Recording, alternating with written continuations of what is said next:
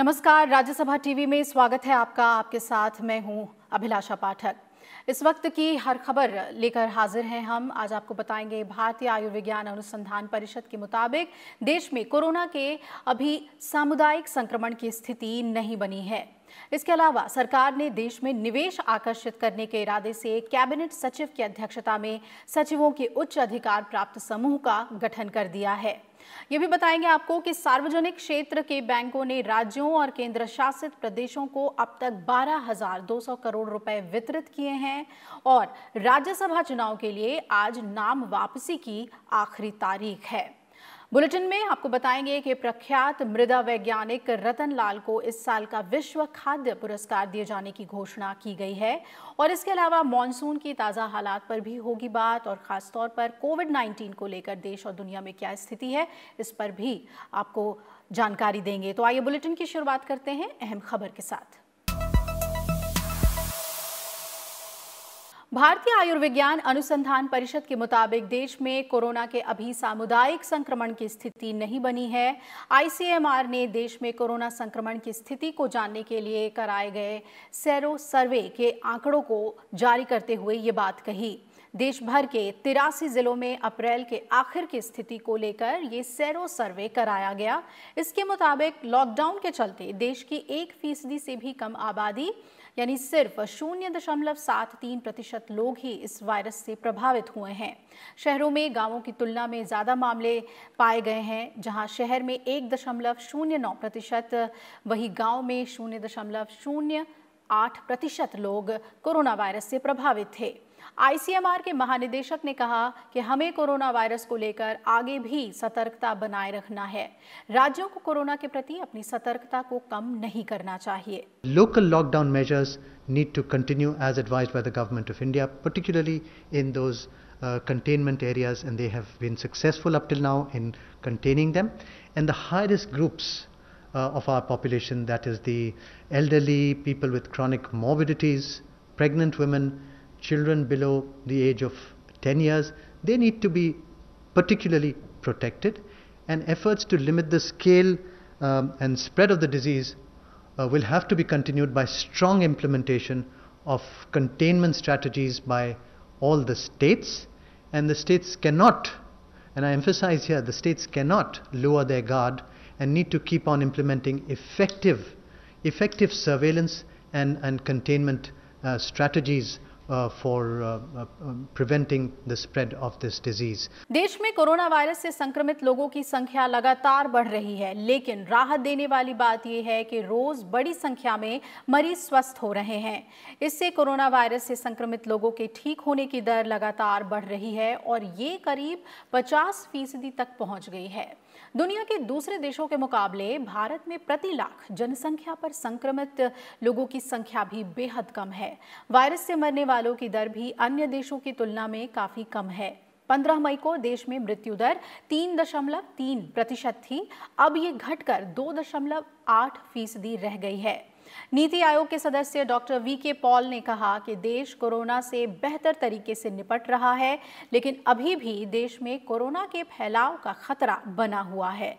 इसमें बुजुर्ग, गर्भवती महिलाएं और छोटे बच्चों के लिए जोखिम काफी ज्यादा है। राज्यों को प्रभावी निगरानी लागू करने की जरूरत है और लोगों को भी सावधानी बरतनी होगी।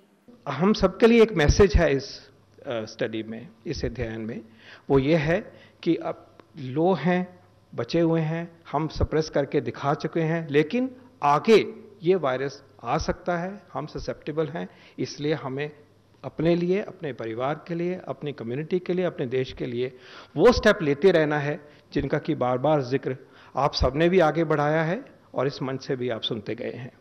और उस उपलक्ष्य में एक जिम्मेवारी सरकार की तरफ और आ जाती है, और वो है कि जो हमारे एफर्ट्स एट कंटेनमेंट है, जो एपिडेमियोलॉजिकल एक्टिविटी जो लॉन्च करी जाती है, डिजीज कंट्रोल के जो एफर्ट किए जाते हैं, और इसी तरह से जो हेल्थ सिस्टम को सशक्त करके तैयारी करते हैं कि देखभाल की जा सके अगर ज़रूरत पड़ती है अस्पताल में, तो हमें उसको भी और भी सशक्त करना है। जो ट्रेस करना है, इवैल्यूएट करना है, टेस्ट करना है, आइसोलेट करना है, क्वारंटाइन, ये जो बेसिक प्रिंसिपल्स हैं डिजीज कंट्रोल के, उनको हमें पकड़ के आगे लेके जाना है। लगातार बढ़ते मामलों के बीच केंद्रीय स्वास्थ्य मंत्री डॉक्टर हर्षवर्धन ने कल महाराष्ट्र के स्वास्थ्य मंत्री और जिला अधिकारियों के साथ वीडियो कॉन्फ्रेंसिंग के जरिए बैठक की। केंद्रीय स्वास्थ्य मंत्री ने राज्य में कोविड-19 की स्थिति और इसके प्रबंधन की समीक्षा की। उन्होंने कहा कि बढ़ते कंटेनमेंट जोन की संख्या और घनी आबादी वाले क्षेत्रों में प्रभावी रोकथाम रणनीति के लिए खास ध्यान देने की जरूरत है। डॉक्टर हर्षवर्धन ने महाराष्ट्र में बढ़ते मामलों को देखते हुए आईसीयू, वेंटिलेटर और टेस्टिंग लैब्स की सुविधा बेहतर करने की सलाह दी। साथ ही डॉक्टरों की ऑनलाइन मॉड्यूल के जरिए ट्रेनिंग पर भी जोर देने को कहा। उन्होंने कहा कि राज्य में बेहतर स्वास्थ्य सुविधा के लिए Ayushman Bharat health wellness centre का भी इस्तेमाल किया जा सकता है। कोरोना संक्रमण की रफ्तार बढ़ने के कारण अस्पतालों में भी मरीजों की संख्या बढ़ी है। अब सुप्रीम कोर्ट ने देश में कोविड-19 रोगियों के साथ अनुचित व्यवहार और पीड़ितों के शवों के अमर्यादित तरीके से निस्तारण संबंधी खबरों को लेकर स्वतः संज्ञान लिया है। प्रधान न्यायाधीश एस.ए. बोबडे ने मामले को न्यायमूर्ति अशोक भूषण की अध्यक्षता वाली पीठ को सौंप दिया है। पीठ में न्यायमूर्ति एस.के. कौल और न्यायमूर्ति एम.आर. शाह भी शामिल हैं। पीठ ने मामले को आज सुनवाई के लिए सूचीबद्ध किया है। वहीं दिल्ली हाई कोर्ट ने सभी प्राइवेट अस्पतालों को 20% बेड कोरोना मरीजों के लिए रिजर्व करने के लिए कहा है। कोर्ट ने अस्पतालों को निर्देश दिया है कि अगर अस्पताल जरूरी समझता है तो कोई भी सर्जरी या दूसरी प्रक्रिया से पहले कोरोना टेस्ट कर ले, लेकिन अन्य बीमारी से ग्रस्त लोगों के इलाज से कोरोना के नाम पर इनकार नहीं किया जा सकता है। अस्पतालों में भर्ती कोरोना के मरीजों को जरूरत पड़ने पर ऑक्सीजन सपोर्ट नहीं मिल पाने की शिकायतों के बाद दिल्ली सरकार का स्वास्थ्य विभाग सतर्क हो गया है। स्वास्थ्य विभाग ने अपने सभी कोविड अस्पतालों को आदेश दिया है कि हर बेड के साथ ऑक्सीजन सपोर्ट की व्यवस्था की जाए। वहीं दिल्ली सरकार के कुछ विभागों में कोविड-19 के मामले सामने आने के बाद बुजुर्ग कर्मियों और गर्भवती महिलाओं को जनसंपर्क वाले कार्यों से अलग रखने का सुझाव देते हुए मानक संचालन प्रक्रिया जारी की है। दिल्ली सरकार ने यह भी सुझाव दिया है कि इस वायरस को फैलने से रोकने के लिए कार्यालय, भवनों और वाहनों को संक्रमण मुक्त रखने के साथ ही आगंतुक पास पर फिलहाल रोक लगा दी जाए। कोरोना संकट के बीच प्रधानमंत्री नरेंद्र मोदी ने कल इंडियन चैम्बर ऑफ कॉमर्स के सालाना कार्यक्रम के उद्घाटन सत्र को संबोधित किया। उन्होंने कहा कि ये समय अवसर को पहचानने का है, खुद को आजमाने का है और नई बुलंदियों की ओर जाने का है। हमें कोरोना संकट से सीख लेते हुए अवसर का लाभ उठाना चाहिए। प्रधानमंत्री नरेंद्र मोदी ने कहा है कि अब वक्त आ गया है जब भारतीय अर्थव्यवस्था को कमांड और कंट्रोल की स्थिति से निकालकर वैश्विक स्तर पर प्रतिस्पर्धी बनाया जाए और घरेलू आपूर्ति श्रृंखला को मजबूत किया जाए। प्रधानमंत्री नरेंद्र मोदी ने गुरुवार को इंडियन चैम्बर ऑफ कॉमर्स के सालाना कार्यक्रम को संबोधित किया। उन्होंने कहा कि कोरोना संकट से इस वक्त पूरी दुनिया जूझ रही है, भारत भी लड़ रहा है, लेकिन कई अन्य तरह के संकट भी लगातार सामने आ रहे हैं। कहीं फ्लड की चुनौती, कहीं लॉकस्ट, जो बंगाल में जिसको पोंगोपा कहते हैं, पोंगोपा का कहर, कहीं ओलावृष्टि, कहीं असम में ऑयल फील्ड में आग, कहीं लगातार छोटे छोटे अर्थक्वेक की खबरें। कभी कभी समय भी हमें परखता है, समय भी हमारी कसौटी करता है, परीक्षा लेता है। कई बार अनेक कठिनाइयां, अनेक कसौटियां एक साथ आ जाती है, लेकिन हमने ये भी अनुभव किया है कि इस तरह की कसौटी में हमारा कर्तृत्व, हमारा कृतित्व उज्जवल भविष्य की गारंटी भी लेकर के आता है। आत्मनिर्भर भारत के मंत्र पर जोर देते हुए प्रधानमंत्री ने कहा कि हर देशवासी अब इस संकल्प से भरा हुआ है कि इस आपदा को अवसर में परिवर्तित करना है। एक बड़ा काश हर भारतीय के मन में रहा है, मस्तिष्क में रहा है। ये काश क्या है? काश हम मेडिकल इक्विपमेंट के क्षेत्र में आत्मनिर्भर होते, काश हम डिफेंस मैन्युफैक्चरिंग में आत्मनिर्भर होते। ऐसे कितने सारे कार्य, अनगिनत कार्य हमेशा से हर भारतीय को झकझोरते रहे हैं। साथियों, एक बहुत बड़ी वजह रही है कि बीते 5-6 वर्षों में देश की नीति और रीति में भारत की आत्मनिर्भरता का लक्ष्य सर्वोपरि रहा है। अब कोरोना क्राइसिस ने हमें इसकी गति और तेज करने का सबक दिया है। इसी सबक से निकला है आत्मनिर्भर भारत अभियान।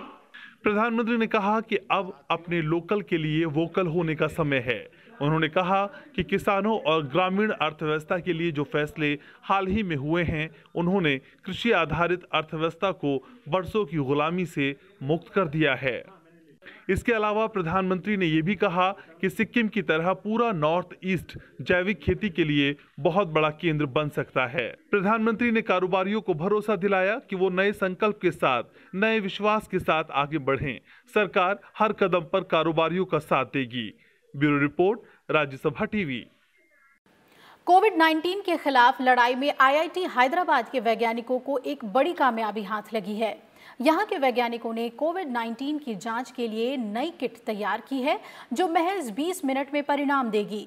मौजूदा जांच kit reverse transcription polymers chain reaction पर आधारित नहीं है। वैज्ञानिकों के मुताबिक फिलहाल टेस्ट किट की कीमत 550 रुपये है।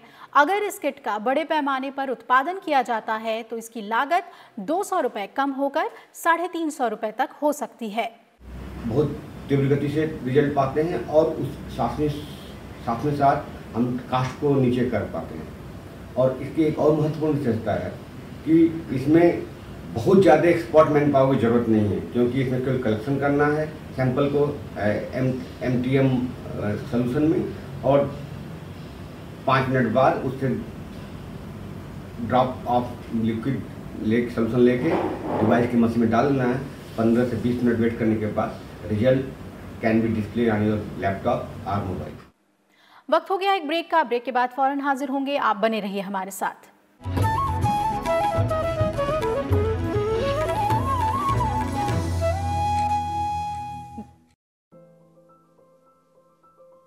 COVID-19 has been described as a pandemic by the World Health Organization.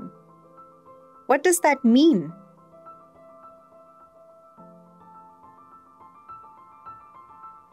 Characterizing COVID-19 as a pandemic is not an indication that the virus has become deadlier.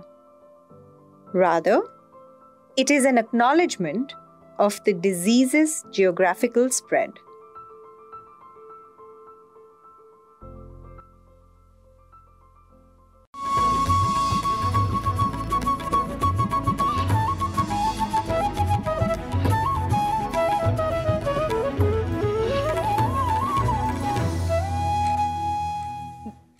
Break के बाद स्वागत है आपका। आइए खबरों के सिलसिले को आगे बढ़ाते हैं।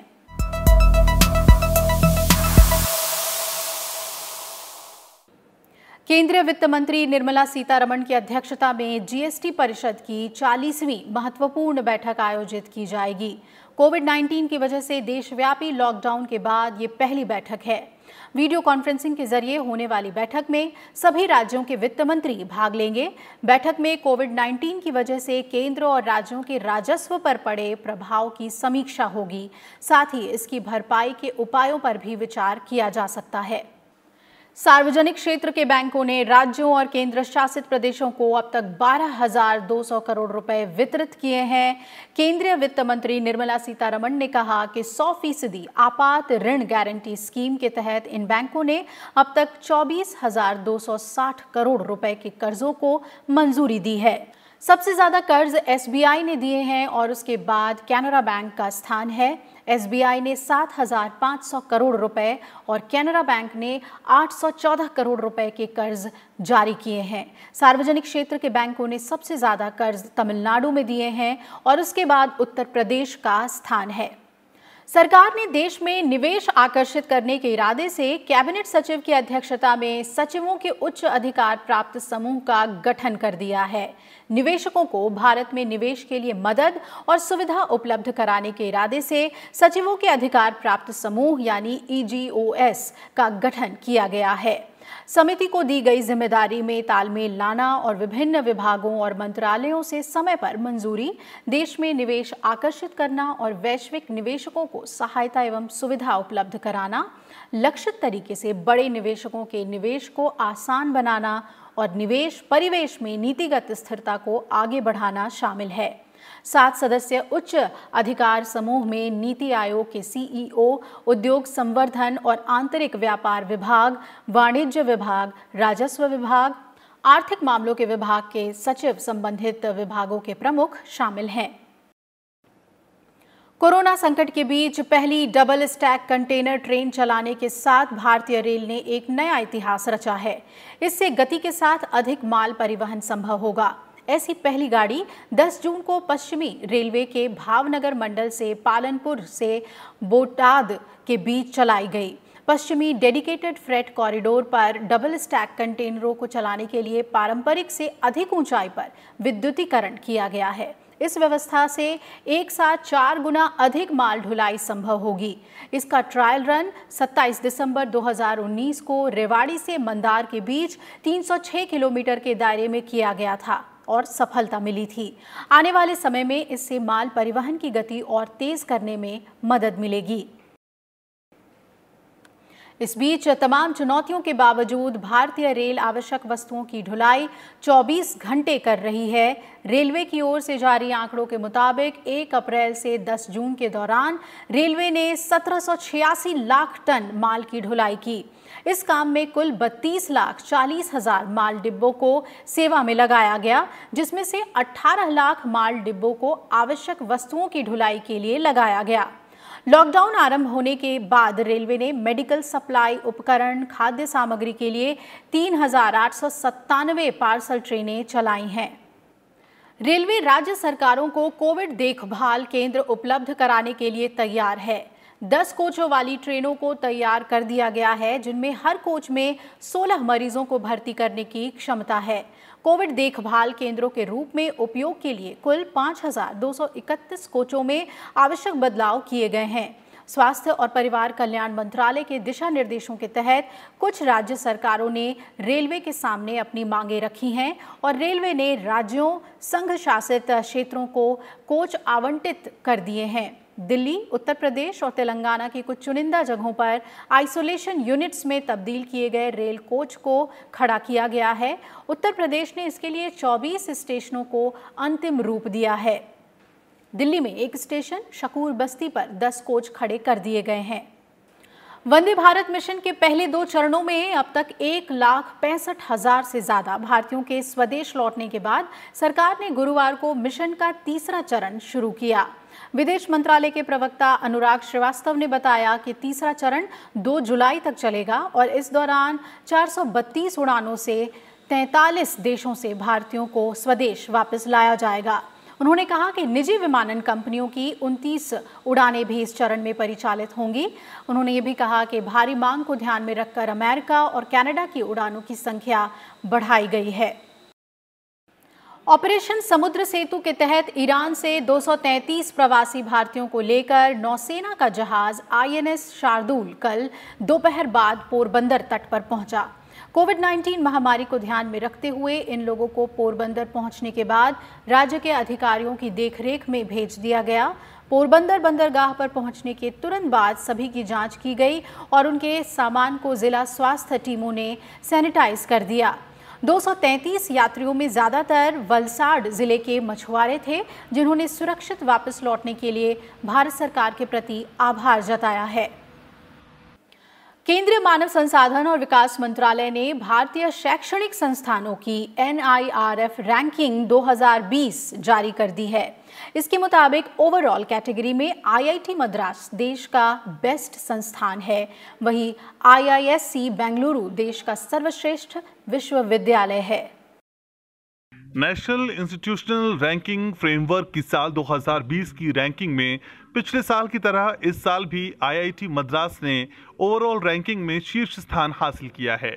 मानव संसाधन विकास मंत्री रमेश पोखरियाल निशंक ने रैंकिंग जारी करते हुए कहा कि इंजीनियरिंग रैंकिंग में भी IIT मद्रास पहले स्थान पर है, जबकि IIT दिल्ली दूसरे और IIT बॉम्बे तीसरे नंबर पर है। बेस्ट मैनेजमेंट इंस्टीट्यूट की कैटेगरी में IIM अहमदाबाद अव्वल रहा, दूसरे स्थान पर IIM बेंगलुरु और तीसरे स्थान पर IIM कोलकाता है। मेडिकल कॉलेज में दिल्ली का एम्स टॉप पर है, वहीं PGI MER चंडीगढ़ दूसरे और क्रिश्चियन मेडिकल कॉलेज वेल्लोर तीसरे नंबर पर है। बेस्ट कॉलेजेस की कैटेगरी में दिल्ली यूनिवर्सिटी का मिरांडा हाउस पहले, lady Shri Ram college for women दूसरे और हिंदू कॉलेज तीसरे नंबर पर है, जबकि लॉ कॉलेज में NLU बेंगलुरु पहले और NLU दिल्ली दूसरे स्थान पर है, जबकि हैदराबाद की नालसर यूनिवर्सिटी ऑफ लॉ तीसरे नंबर पर है। आर्किटेक्चर कैटेगरी में IIT खड़गपुर नंबर 1 पर है, दूसरे स्थान पर IIT रुड़की और तीसरे स्थान पर national institute of technology Calicut है। डेंटल कॉलेजों की कैटेगरी में दिल्ली का मौलाना आजाद मेडिकल कॉलेज पहले स्थान पर है, वहीं Manipal college of dental sciences Udupi दूसरे और DY पाटिल विद्यापीठ पुणे तीसरे स्थान पर है। फार्मेसी रैंकिंग में जामिया हमदर्द दिल्ली पहले, पंजाब यूनिवर्सिटी दूसरे और national institute of pharmaceutical education and research Mohali तीसरे स्थान पर है। NIRF रैंकिंग 2020 की घोषणा अप्रैल में होनी थी, लेकिन कोरोना वायरस संक्रमण और लॉकडाउन के चलते इसे स्थगित कर दिया गया था, जिसकी घोषणा आज की गई। Bureau report, Rajya Sabha TV. विश्वविद्यालय की रैंकिंग में जवाहरलाल नेहरू विश्वविद्यालय दिल्ली को दूसरा स्थान मिला है। इस उपलब्धि पर JNU के कुलपति M जगदीश कुमार ने कहा कि हमने 2017 से 2020 तक 4 सालों के दौरान इस रैंक को बनाए रखा और इसका श्रेय हमारे शिक्षकों, कर्मचारियों और छात्रों को जाता है, जिन्होंने इस उपलब्धि के लिए काफी कठिन परिश्रम किए। This has been possible in spite of several obstacles only because our faculty members and students, they focus on high quality research and innovation, and also with the establishment of several schools such as the School of Engineering, Atal Bihari Vajpayee School of Management and Entrepreneurship, the establishment of Section 8 company, and starting of several academic programs such as the 5-year integrated program in Ayurvedic biology. JNU has become a very comprehensive university. भारतीय शैक्षणिक संस्थानों की NIRF ranking 2020 जारी होने पर उपराष्ट्रपति M Venkaiah Naidu ने खुशी जताते हुए कहा है कि देश के उच्च शिक्षण संस्थानों की रैंकिंग में पहले 3 स्थान IIT मद्रास, IISc बेंगलुरु और IIT दिल्ली को प्राप्त हुए हैं, जबकि देश के विभिन्न IIT, JNU और काशी हिंदू विश्वविद्यालय को भी देश के सर्वोच्च 10 संस्थानों में स्थान प्राप्त हुआ है। ये रैंकिंग देश के उच्च शिक्षण संस्थानों में उत्कृष्टता प्राप्त करने के लिए उत्साह और प्रतिस्पर्धा की वो भावना पैदा करेगी और भविष्य में भारतीय संस्थानों को वैश्विक रैंकिंग में भी स्थान दिलाएगी। ओडिशा सरकार ने शैक्षणिक सत्र 2020-21 में प्रवेश के लिए नई मानक संचालन प्रक्रिया जारी की है। साथ ही कोविड-19 महामारी के मद्देनजर राज्य सरकार ने अंडर ग्रेजुएट और पोस्ट ग्रेजुएट कोर्सेज के फाइनल सेमेस्टर और फाइनल ईयर की सभी लंबित परीक्षाएं रद्द कर दी हैं। राज्य उच्च शिक्षा विभाग ने कहा है कि UGC की ओर से जारी मूल्यांकन पद्धति के आधार पर नतीजों का ऐलान होगा। भारत अंतरिक्ष अनुसंधान संगठन द्वारा घोषित इसरो साइबर स्पेस प्रतियोगिता 2020 देश भर के स्कूली छात्रों से ऑनलाइन पंजीकरण के लिए खुला है। प्रतियोगिता कक्षा 1 से 12 तक के स्कूली छात्रों के लिए खुली है और इसे पूरी तरह से ऑनलाइन आयोजित किया जाएगा। कोरोना महामारी को लेकर यह फैसला लिया गया है। इसरो का उद्देश्य ICC 2020 के माध्यम से अंतरिक्ष विज्ञान और प्रौद्योगिकी के प्रति स्कूली छात्रों की अटूट कल्पना का उपयोग करते हुए रचनात्मकता, जिज्ञासा, नवीनता की तलाश करना है। राज्यसभा चुनाव के लिए आज नाम वापसी की आखिरी तारीख है। इससे पहले बुधवार को नामांकन पत्रों की जांच का काम पूरा हो गया। राज्यसभा चुनाव में कर्नाटक से पूर्व प्रधानमंत्री HD देवेगौड़ा और कांग्रेस के दिग्गज नेता मल्लिकार्जुन खड़गे समेत कुल 4 प्रत्याशी मैदान में हैं। कर्नाटक विधानसभा के सचिव और चुनाव के रिटर्निंग ऑफिसर MK विशालाक्षी ने JDS से HD देवेगौड़ा और कांग्रेस से मल्लिकार्जुन खड़गे के नामांकन को वैध घोषित किया। विशालाक्षी ने BJP से इरन्ना कडाडी और अशोक गस्ती के नामांकन को भी वैध पाया है। हालांकि निर्दलीय प्रत्याशी संगमेश चिक्कानारागुंडा के नामांकन को जांच के बाद रद्द कर दिया गया है। अब चुनाव मैदान में कुल 4 प्रत्याशी बचे हैं, लिहाजा चुनाव निर्विरोध होंगे। वहीं अरुणाचल प्रदेश में BJP उम्मीदवार नबाम रेबिया ने ही सिर्फ नामांकन दाखिल किया है, लिहाजा उनका निर्विरोध निर्वाचन तय माना जा रहा है। असम में तिनसुकिया जिले में ऑयल इंडिया लिमिटेड के बागजन तेल कुएं में लगी आग पर काफी हद तक काबू पा लिया गया है। घटना के कारणों को जानने के लिए पेट्रोलियम एवं प्राकृतिक गैस मंत्रालय ने 3 सदस्यीय उच्च स्तरीय समिति का गठन किया है। समिति हादसे के कारणों को जानने के साथ साथ ऐसी घटनाओं की पुनरावृत्ति को रोकने के लिए छोटे और दीर्घकालिक उपायों की भी सिफारिश करेगी। वहीं राज्य के मुख्यमंत्री सर्बानंद सोनोवाल ने भी गैस कुएं में आग लगने के मामले की उच्च स्तरीय जांच के आदेश दिए हैं। अधिकारियों से 15 दिनों के भीतर रिपोर्ट देने के लिए कहा गया है। भारत और चीन सीमा विवाद को सैन्य और राजनीतिक स्तर से सुलझाने की कोशिश जारी है। भारतीय विदेश मंत्रालय के प्रवक्ता अनुराग श्रीवास्तव ने कहा कि इस गतिरोध को सुलझाने और सीमा पर शांति बनाए रखने के लिए भारत और चीन दोनों ही पक्ष सैन्य और राजनयिक स्तरों पर बातचीत जारी रखे हुए हैं। उन्होंने कहा कि बीते 6 जून को जो बैठक हुई थी वो इसी बातचीत की प्रक्रिया को निरंतर बनाए रखने की प्रक्रिया का हिस्सा थी। बैठक में इस बात पर सहमति बनी कि गतिरोध का समाधान दोनों देशों के नेताओं के बीच बनी सहमति के आधार पर होगा और दोनों ही पक्ष मसले का जल्द से जल्द समाधान के लिए प्रयासरत हैं। कोरोना महामारी के दौरान नकद अंतरण प्रौद्योगिकी के जरिए गरीबों की मदद की पाकिस्तानी प्रधानमंत्री इमरान खान की पेशकश पर भारत ने तीखी प्रतिक्रिया जताई है। विदेश मंत्रालय ने कहा कि महामारी के दौरान दिल्ली द्वारा दिए गए आर्थिक राहत पैकेज का आकार पाकिस्तान के GDP के बराबर है। विदेश मंत्रालय के प्रवक्ता अनुराग श्रीवास्तव ने कहा कि पाकिस्तान अपने देश के लोगों को नकद देने की बजाय देश से बाहर बैंक खातों में नकद अंतरण के लिए जाना जाता है। इमरान खान के सलाहकारों को और बेहतर सूचना की जरूरत है। उन्होंने कहा कि हम सभी को पाकिस्तान के कर्ज की समस्या के बारे में पता है और कर्ज के पुनर्गठन को लेकर वो कितने दबाव में हैं। अच्छा होगा कि वो याद रखें कि हमारा आर्थिक प्रोत्साहन पैकेज पाकिस्तान के GDP के बराबर है। प्रख्यात भारतीय अमेरिकी मृदा वैज्ञानिक रतन लाल को प्राकृतिक संसाधनों के संरक्षण और जलवायु परिवर्तन के प्रभाव को कम करने वाले खाद्य उत्पादन को बढ़ाने के लिए मृदा केंद्र दृष्टिकोण विकसित करने के लिए इस साल का विश्व खाद्य पुरस्कार दिए जाने की घोषणा की गई है। ये सम्मान अभिनव मृदा संरक्षण तकनीकों को प्रोत्साहित करने के उनके 5 दशक से अधिक की साधना का परिणाम है। ये पुरस्कार अमेरिकी संस्था वर्ल्ड फूड प्राइज फाउंडेशन द्वारा 1987 से दिया जा रहा है और उनकी प्रशस्ति में ये कहा गया है कि उन्होंने 4 महाद्वीपों में अपना योगदान दिया है। उनकी तकनीकों से 50 करोड़ से ज़्यादा छोटे किसानों को अपनी आजीविका में लाभ हुआ और 2 अरब से ज़्यादा लोग आहार और पोषण की पक्की व्यवस्था करने के प्रयासों में सुधार आ पाया। रतन लाल की उपलब्धि पर अमेरिकी विदेश मंत्री माइक पॉम्पियो ने उन्हें बधाई दी है। Congratulations on all of your successes. Today we're proud to honor the 50th laureate of the World Food Prize, Dr. Ratan Lal. Dr. Lal's career builds on Borlaug's mission and noble legacy. The world's population continues to grow, and we need to use the resources we have more productively and efficiently to make sure everyone has enough food on their table. Dr. Lowell's research in soil science shows that the solution to this problem is right under our feet. He's helping the Earth's estimated 500 million small farmers be faithful stewards of their land through improved management, less soil degradation, and the recycling of nutrients.